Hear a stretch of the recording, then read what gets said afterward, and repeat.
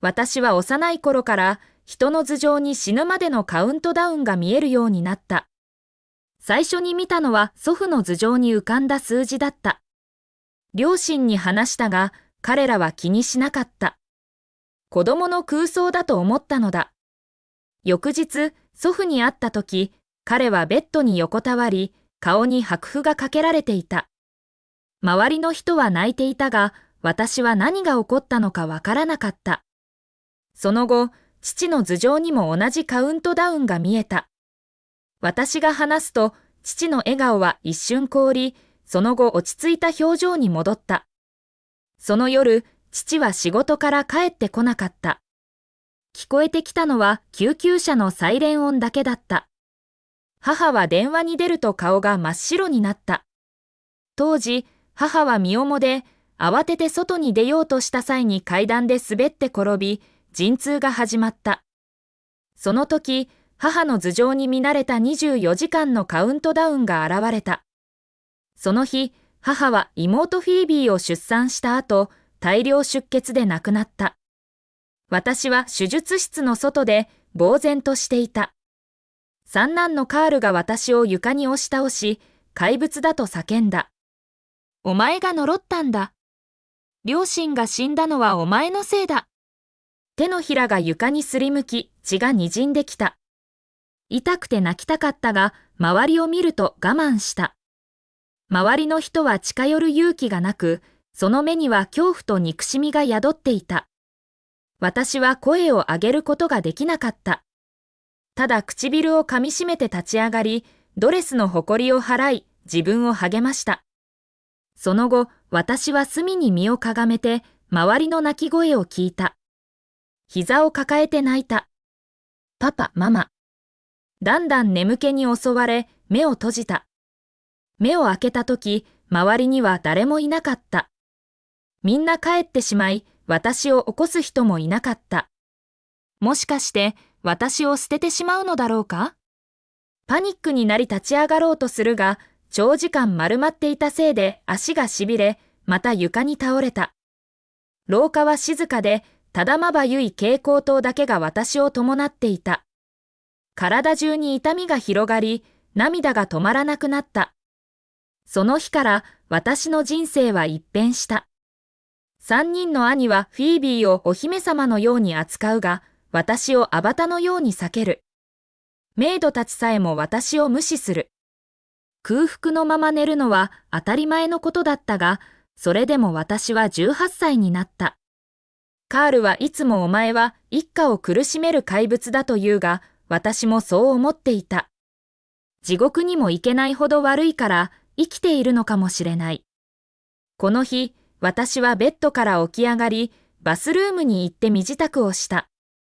髪は乾燥して毛羽立ち、頬はやつれていた。誰がこの私を裕福なジェンセン家の長女だと思うだろうか。だがそれはどうでもよかった。気づいたのは自分の頭上のカウントダウンだった。鏡に映る自分の頭上に鮮やかな赤色の数字が浮かんでいた。やっとこの日が来た。笑おうとしたが、口元だけ少し上がることができた。ゆっくりと水グラスを下ろし、鏡に映る自分を呆然と見つめた。友達もなく、人との接触も少ない私は、この世の最後の日をどう過ごせばよいのだろうか？長い間考えた後、身支度を終えて、私の住む屋根裏部屋から降りた。フィービーが生まれた後、もともと私の部屋は彼女のウォークインクローゼットに改造されていた。以前、屋根裏部屋の小さな窓から庭で走り回って遊ぶフィービーを見ていた。彼女は無邪気で純粋、悩みがなかった。一方、私は影に隠れて、彼女の幸せを盗み見ることしかできなかった。時間は早くなかったが、フィービーと次男の友人がまだ家にいるのを見て驚いた。階段を降りると、フィービーのきらめくような笑い声が聞こえてきた。彼女はネクタイを持ち上げていった。友人、ネクタイを結ばせて。友人は頭を下げ、彼女が歪んだネクタイを結ぶのを愛おしそうに見守った。終わると、彼女は後ろに下がってみると、不満そうに言った。歪んでる。取り外して自分で結んだ方がいいかな。だがユージンはそうしなかった。笑顔で彼女の頭を撫でながら言った。大丈夫。初めてだからこれでよくできたよ。さあ、今日は送ってあげる。フィービーはそれを聞いて嬉しそうに彼の手を握った。私は幼い頃の自分を思い出し、苦しい思いがこみ上がった。私も初めてマフラーを編んだことがある。数日かけて編んだが、歪んで不均一だった。緊張しながら友人に渡し、以前のように褒めてもらい、頭を撫でてもらいたかった。だが彼はマフラーを受け取るさえしなかった。むしろ嫌な顔をして叫んだ。これを着たら呪われるかもしれないぞ。その後、マフラーを犬のルールーにあげた。寝床を暖かくしてあげたかった。だが翌日、ゴミ箱の中に見つけた。バラバラに切られて、もう元に戻せなかった。私は汚れを気にせず拾い上げ、洗って箱に入れた。それ以来、その箱は二度と明かりを見ることがなかった。玄関のドアが開き、ユージンとフィービーが出かけようとしていた。私は彼らを止めようと決めた。ユージン、フィービー。二人が振り返る表情は大きく違った。フィービーは私を見ると目が輝き、嬉しそうに名前を呼んだ。その隣のユージンは顔を曇らせた。何か言おうとしたが、フィービーを若いてやめた。一緒に晩ご飯を食べようか？一回だけでいい。私は緊張しながら答えを待った。もちろん。ダメ。同時に答えが返ってきたが、全く対立していた。フィービーはユージンに向かい、困惑した表情で問いかけた。どうして？そうだね、どうして？ゲイリーとオークションに行く約束があっただろ？今夜だよ。ユージンが言った。本当？ユージンの確かな目心を見て、フィービーは何かを思い出した。気づくと私に謝るように言った。ごめんね、ホリー。今夜は晩ご飯を一緒に食べる時間がなさそうだね。少し考えた後、笑顔で言った。明日はどう？明日は家族で晩ご飯を食べよう。家族？私はむごまじい笑顔を浮かべ、苦しみに溺れそうになった。私には明日がないのだが、それでも彼女の提案に同意し、家を出る彼女を見送った。振り返る前に、ユージンは警告するような目をした。鋭い目心で、まるで私を刺そうとしているようだった。ホリー、変なことをしようとしたら見逃さない。フィービーの一発の毛にも手を出せば、全力で報復する。彼女から離れていろ。私はフィービーとユージンが帰っていくのを見送った。ユージンが話しかけてくれた時の喜びはすぐに消え去り、冷水を浴びせられたような感じがした。彼は私をそう思っていたのだろうか？邪悪な殺人者だと？胸が痛み、胃も痛かった。キッチンに食べ物を取りに行ったが、何もなかった。残っていたのはパンの半節レだけだ。カシューナッツと一緒に食べたが、空腹は満たせなかった。メイドが通りかかり、私を見て白眼をした。彼女は私に見つかっていないと思っていたのだろう。パンを見ると、彼女は驚いたように言った。あらまあ。ホリー様、これを食べたのですか？捨てる予定だったのに。フィービー様とお兄様たちは早く起きたので、彼らの時間に合わせて朝ごはんを作りました。今から作ればいつでもいいですが？彼女の不機嫌な表情を見て、私は眉を寄せた。それから彼女の偽りの提案を断り、胃の激しい痛みに耐えて屋根裏部屋に戻った。この家には私の居場所がなく、メイドさえも私をゴミのように扱う。胃の痛みが感情をコントロールできなくさせた。手が震えながら鎮痛剤を水で飲み込んだ。しばらくすると不快感はやや和らいだ。服装を変え、薄化粧をして少し元気な様子にした。最初の目的地は葬儀用品店だった。残りわずか1日だったので、オーダーメイドの骨壺はできなかった。そこで売っているものの中から好きな模様を選んだ。これが今後の私の家になる。骨壺を抱えて店を出た。周りの人から不思議な、あるいは驚いた視線を感じたが、無視した。次の目的地に向かった。途中、カールの学校を通りかかった。ちょうど放課時間で、生徒たちの笑い声が聞こえてきた。羨ましそうに見ていた。彼らは若々しく元気だった。私は10歳以来、学校に足を踏み入れたことがない。立ち去ろうとしたとき、カールが車から降りて校内に入るのを見た。この世の最後の日だったので、勇気を出して走っていった。だが近づくと、カールは眉を寄せて電話で誰かと話していた。私を見ると、目に警戒心が浮かんだ。わかった。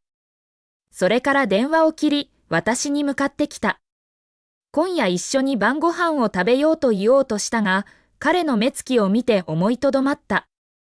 ジェンセン家の一員でいたいなら、汚い考えを捨てろホリー。フィービーに何かしたら地獄を見せてやる。私は固まった。またフィービーのことだった。カールが電話で話していた相手は友人だと分かった。当然だ。私はいつも不幸の象徴として知られていた。だからこそ家族を呪ったのだろう。カールの恐ろしさを思い出し、思わず震えた。母が亡くなった後、親切な医師が私を家に連れて帰ってくれた。その後3日間、カールは私を工具小屋に閉じ込め、食料も水も与えなかった。誰も私のことを気にしなかった。今でもその出来事は悪夢のように忘れられない。3日間何も食べずに死にそうだった時、長男のゲイリーが救世主のように現れて私を解放してくれた。彼は私に関心を示さなかったが、兄弟の中では一番優しかった。彼は今朝の私の話をすでに聞いていたのだろう。私がいられないと、カールは脅しが効いたと思ったのだろう。近づいていった。俺のことを知ってるだろ？人を根弱もなく消すのは簡単だ。私は目を見開いて固まった。それから彼が振り返って立ち去るのを見た。しばらくして私は足取り重く次の目的地に向かった。頭が働かなくなったようだ。写真館に入った。葬儀用の写真を撮りに来たと受付に言うと、受付の女性は哀れな眼差しで私を見た。彼女が励ましてくれる言葉を聞き、積もり積もった不満が一気に溢れ出た。見知らぬ人の優しさは感情を解き放つものだ。それがまさに私に起こったことだ。涙で彼女の肩を濡らしたが、彼女は何も言わず、静かに私の背中を撫でてくれた。ただの見知らぬ人だったのに、こんなにも温かいものを与えてくれた。写真館を出た後、私は骨壺と写真を抱えて路肩にしゃがんだ。遠くを見つめ、視線はピントが合わなかった。ゲイリーを探すために会社に行くことにした。以前に行ったことがないので、なかなか見つからなかった。受付のスタッフに止められた。予約がないと入れないと言われ、ゲイリーは会議中で電話に出られないと聞いた。簡単に諦めたくなかった。暗記していた電話番号を何度もかけたが、誰も出なかった。それから、ゲイリーの SNS アカウントを探した。この世の最後の日だった。たとえ短時間でも彼と一緒に過ごしたかった。インスタグラムにメッセージを送り、不安な思いで返事を待った。フォローリクエストも送った。2時間が過ぎても返事はなかった。外で死にたくなかったので家に戻った。メイドたちは買い物に出かけていて、家は静かで誰もいなかった。晩ご飯のために豪華な料理を作り始めた。同時に兄弟たちが帰ってくることを祈った。フォローリクエストが承認された通知もメッセージも来なかった。座って手持ちの鏡で自分を見た。頭上の数字がゆっくりとカウントダウンしているのを見た。残り3時間だった。今生の最後の日、彼らがそばにいてほしかった。私が死んだ時、彼らがどんな反応をするか知りたかった。もしかしたら嬉しそうに驚くのかもしれない。誰も私の生死を気にしないのだから。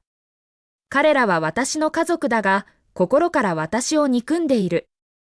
食べ物をテーブルに運び、待った。料理を作っている時に油が手にかかり、痛かった。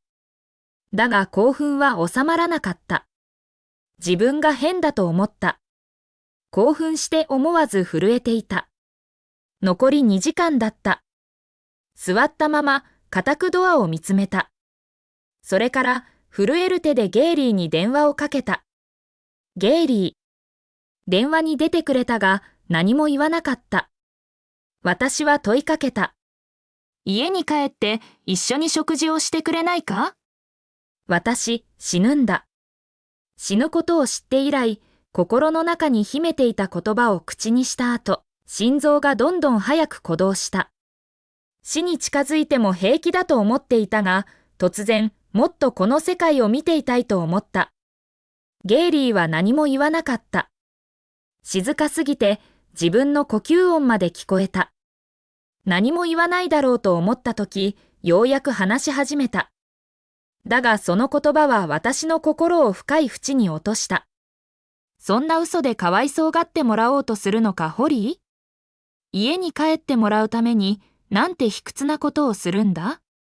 子供の頃のように簡単に騙せると思ってるのか？ママ、パパ、祖父がどうして死んだか忘れてるのか？ゲイリーは冷たく言った。いや、違う。私のせいじゃない。心の中で叫んだが、声に出せなかった。涙が頬を伝い、床に落ちた。操り人形のように身動きが取れないまま泣きながら言った。嘘じゃない。お願いだからこれだけは。お願い。最後だから。最終的にゲイリーは電話を切った。切る前に電話の向こう側でフィービーが嬉しそうに彼の名前を呼んでいるのがかすかに聞こえた。以前の興奮は空虚さにとって変わられた。再びテーブルに座り、独り言を言った。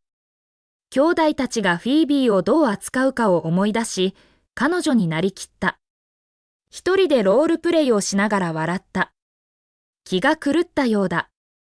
笑いはだんだん大きくなり、最終的には苦しい泣き声に変わった。秒針が刻む音だけが聞こえる中、誰も家に帰ってこなかった。真夜中近くまで待った。残り3分だった。人生を振り返ったが、あまりにも単純で平凡だった。思い出すべきことは少なかった。生まれた瞬間から私の人生は悲劇だった。和から病に変わり、私はテーブルの上に倒れた。そばには骨壺と写真が置かれていた。5、4、3、2、1。カウントダウンが終わり、完全な沈黙が訪れた。部屋は静かになり、呼吸音さえも消えた。その瞬間、ドアノブが回される音が聞こえた。誰かが帰ってきた。